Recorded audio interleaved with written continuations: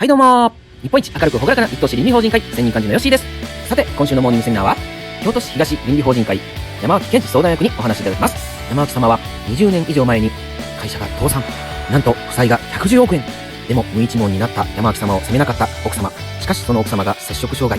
そこから山脇様は一年発起して世間から認められる会社になったということです。倫理の学びで得た人は誰でも気づいた時から変わり、傷ついた過去は変えることができる、そんなお話をしていただきます。私たちも辛いことがあってもその瞬間から変わっていきましょう。さて、今週の参加者目標は70名です。あなたの参加が大切です。次回、二度とない人生だから今を生きる。お楽しみに。